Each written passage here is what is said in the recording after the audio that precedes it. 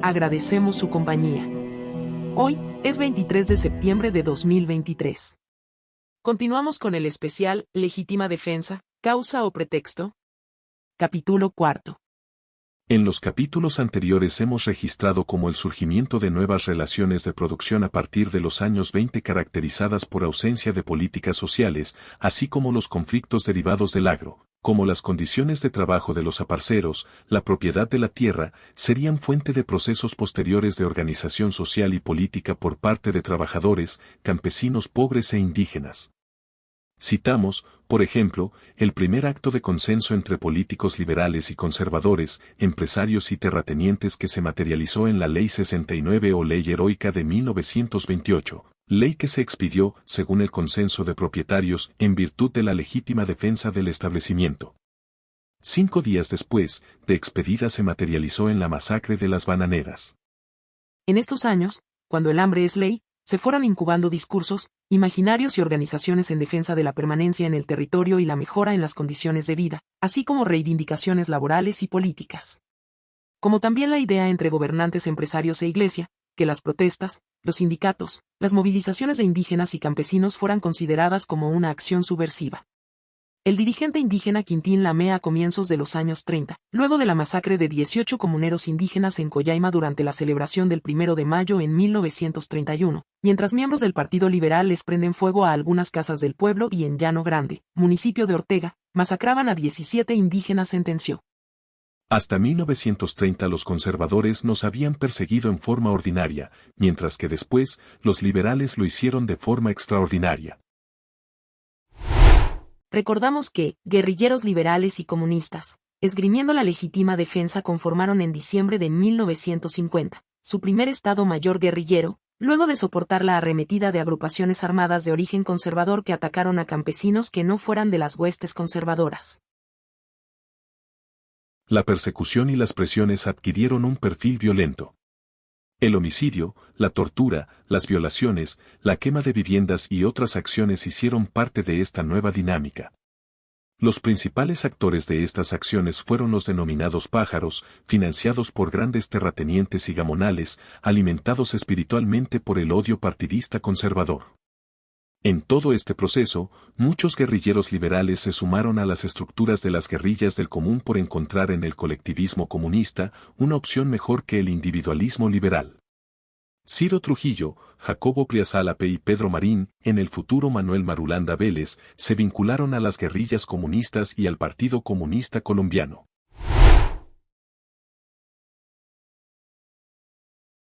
En nuestro capítulo anterior trajimos a Marta Arnecker, quien entrevistó magistralmente a través de una larga conversación que tuvo lugar en febrero de 1988, a Gilberto Vieira, dirigente comunista, quien describió las peculiaridades de la época de la violencia cuando surgen las primeras guerrillas liberales y las guerrillas comunistas. Decía el dirigente comunista: Debemos recordar que en 1945 se divide el Partido Liberal, con las candidaturas de Jorge Eliezer Gaitán y Gabriel Turbay. En esta situación triunfa fácilmente el candidato del Partido Conservador Mariano Ospina Pérez, que se presentaba como un personaje moderado, tecnócrata, pero que abrió el camino a un gobierno despótico y terrorista. Los conservadores en el gobierno se propusieron, desde 1945 en adelante, formar una hegemonía conservadora, pero, siempre que el Partido Liberal se unía en la oposición, conformaba una mayoría contra el Partido Conservador. Ante esta situación, se desató desde el gobierno lo que se ha llamado en Colombia y se llama popularmente, la violencia o guerra civil no declarada, o sea, una política de terror contra los oponentes. El 9 de abril de 1948 es asesinado Jorge Eliezer Gaitán en Bogotá, en los momentos en que está reunida la 9ª Conferencia Panamericana. Esta se proponía un viraje en la vida política de América Latina. Era el momento en que el imperialismo iniciaba la Guerra Fría y necesitaba que la Organización de Estados Americanos aprobara una política anticomunista que le sirviera de base para esta Guerra Fría. Gaitán fue excluido, por el presidente Ospina Pérez, de la delegación de Colombia a la Conferencia Panamericana. En ese momento, Gaitán se había erigido en el jefe único del Partido Liberal y era el candidato por este partido a la presidencia de la República. El Partido Comunista apoyaba su candidatura, rectificando una posición anterior de enfrentamiento con el dirigente liberal. Su triunfo se consideraba algo absolutamente seguro en las elecciones que iban a tener lugar a fines de 1949. Y a renglón seguido señala. La muerte de Gaitán provocó un levantamiento popular espontáneo y anárquico de protesta contra el gobierno. La gente incendió los edificios públicos, los principales periódicos reaccionarios. Desgraciadamente, la sublevación popular degeneró en un saqueo general y también en una embriaguez colectiva. Aplastado el levantamiento, el presidente Ospina Pérez llamó a colaborar a los liberales a su gobierno. Entonces, sobre la sangre de Gaitán y de las víctimas del 9 de abril, se pactó la unión de liberales y conservadores, con lo que se reforzó el régimen. Inmediatamente se desató una represión feroz. Esta colaboración conservadora liberal duró poco. Muy rápidamente recomenzó la pugna dentro del gobierno y volvió el plan de violencia conservadora contra liberales y comunistas, pero, principalmente, contra los liberales, a pesar de que estos estaban en el gobierno, lo que provocó finalmente su retiro de este. Con respecto a las estructuras armadas comunistas, argumentó el dirigente comunista.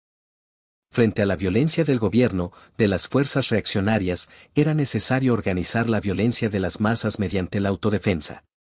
Se comenzaron a organizar destacamentos de autodefensa, especialmente en las regiones campesinas que dirigía el Partido Comunista. Este contaba en ese momento con un importante trabajo en el campo pues, desde los primeros años de su existencia, había desarrollado una intensa actividad entre los campesinos. Así, las autodefensas dejaron de ser espontáneas y su construcción se constituyó en una prioridad política generalizada para los cuadros comunistas. Se respondía así a los ataques de la policía, el ejército y las bandas civiles armadas por el gobierno conservador. Las autodefensas se desplegaron incluso en zonas donde hubo predominio de guerrillas liberales conformando hasta 36 frentes. Tanto liberales como comunistas argumentaron la resistencia armada. La legítima defensa fue la justificación común, gobierno, empresarios, partidos, guerrillas utilizaron la violencia para someter y no ser sometidos. Todos actuaron según ellos, en legítimo político que la palabra seguridad ha tenido desde la antigüedad, para elaborar el concepto de Estado de Seguridad Nacional. Este concepto se utilizó para designar la defensa militar y la seguridad interna, frente a las amenazas que derivaban de la existencia del bloque socialista de posguerra encabezado por la Unión Soviética. La seguridad interna fue una categoría política utilizada para contener la revolución, la inestabilidad, la capacidad destructora de los armamentos nucleares y por supuesto se traduce en la legítima defensa del capitalismo. Toda una concepción anticomunista, llena de desconfianza entre las naciones propiciando lo que comúnmente se llamó la Guerra Fría. A partir de la seguridad nacional se elaboró el concepto del enemigo interno y el plano militar se convirtió en la base de las relaciones entre las naciones. Esta tendencia, a nombre de la seguridad nacional, se manifestó a través de confrontaciones armadas y del intervencionismo de las grandes potencias en los países denominados del Tercer Mundo. Para la doctrina de seguridad nacional, las manifestaciones sociales contrarias al establecimiento se asocian al comunismo, entendido este como un bloque que trata sistemáticamente de socavar los cimientos de Occidente y sus estructuras políticas, sociales y económicas. Este bloque, según la doctrina, es peligroso y tiene la potencialidad de destruir a la nación, la patria y su esencia. Se predica que los opositores o enemigos internos tienen un carácter antinacional contaminado por el veneno marxista, cuyo fin último es la sustitución de la nación. Por tanto, la guerra se desarrolla dentro de las fronteras, hacia adentro, y sus peligros son tan graves para la seguridad nacional como lo son los de la guerra clásica declarada en el exterior.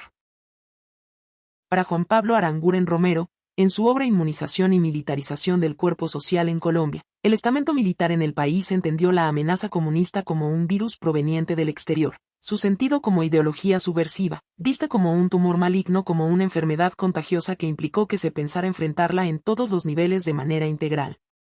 Este autor cita a el general Álvaro Valencia Tovar, quien advertía: al igual que el organismo del hombre es fácil pasto de las enfermedades cuando carece de defensas externas y existe debilitamiento corporal, también las naciones pueden ser quebrantadas a base de su misma debilidad interior. El pueblo y el ejército deben adquirir conciencia ofensiva dentro del campo de la defensa nacional, en el sentido de aniquilar el morbo revolucionario antes de que se propague como infección incurable. La Escuela de las Américas, en la cual el general Valencia Tovar fue instructor, Se creó como un centro de entrenamiento estadounidense para militares latinoamericanos que formó a soldados y oficiales en destrezas relacionadas con el combate a la insurgencia. Inculcó en el imaginario de las Fuerzas Armadas latinas la idea de que la subversión era respaldada por la Unión Soviética, tanto por la formación ideológica comunista, como por la entrega de preparación guerrillera. La Escuela de las Américas comenzó a impartir formación desde el año de 1946, y el ingreso de personal a dicha escuela estuvo garantizado por el Tratado de Asistencia Recíproca. Desde esta escuela se promovieron tácticas poco ortodoxas para ser aplicadas por sus alumnos, quienes harían parte de los organismos de seguridad de los respectivos estados. Entre los más aventajados se encuentra el general argentino Roberto Viola, condenado por asesinato, secuestro y tortura durante la Guerra Sucia en Argentina, 1976 a 1983. El panameño Manuel Antonio Noriega. También el general chileno Manuel Contreras, responsable de la DINA, 1973 a 1976. Oficiales colombianos que estuvieron al frente del Departamento Administrativo de Seguridad DAS, igualmente discípulos de la Escuela de las Américas, fueron procesados por su presunta responsabilidad en la comisión de eventuales prácticas contrainsurgentes en contra de la población civil. Según el investigador Gerardo Esteban Cruz Álvarez, especialista en historia militar del siglo XX, los manuales de campo del Ejército de los Estados Unidos fueron entregados como material de entrenamiento y doctrina a los oficiales latinoamericanos en su paso formativo por la Escuela de las Américas. Se identifican 3 elementos en dichos instructivos. A. La política gubernamental como instrumento fundamental de la guerra. B. La colaboración del mundo civil como una extensión del combate. C. La política en la ocupación enmarcada en la guerra psicológica. Mientras el establecimiento preparaba su legítima defensa desde un anticomunismo más elaborado que el de nuestros empresarios en 1920, el Partido Comunista Colombiano en 1947 proclamó en su quinto congreso la reconstrucción del partido. Este congreso esencialmente se convocó para el proceso de adaptación de los partidos comunistas al inicio de la Guerra Fría, tras el término de la Segunda Guerra Mundial. De otra parte, la muerte de Gaitán tuvo entre otras consecuencias el escalamiento de la violencia sin precedentes en todo el país. Para responder, en Biotá, Cundinamarca, en agosto de 1952, se realizó la primera Conferencia Nacional Guerrillera o Conferencia de Boyacá. El propósito principal, la unificación de las guerrillas bajo la conducción de Guadalupe Salcedo. Paralelamente, el Partido Comunista Colombiano continuó con el movimiento agrario en Biotá. La estrategia del Partido Comunista Colombiano de continuar y estimular a las organizaciones campesinas es que éstas fueron fundamentales para mantener y crear zonas bajo la protección de la autodefensa armada. Las élites económicas y los jefes de los partidos liberal y conservador observaban que la violencia no cesaba y ellos ya no controlaban a los pájaros ni a las guerrillas liberales. A eso se sumó que Laureano Gómez debió retirarse de la presidencia por problemas de salud. Dejó como presidente encargado a Roberto Urdaneta, 1951 a 1953. Fue entonces cuando una coalición de conservadores, liberales, empresarios e iglesia indujeron el golpe militar del general Gustavo Rojas Pinilla. En ese momento la guerra no era solo bipartidista, pues el Partido Comunista mantenía a las autodefensas armadas.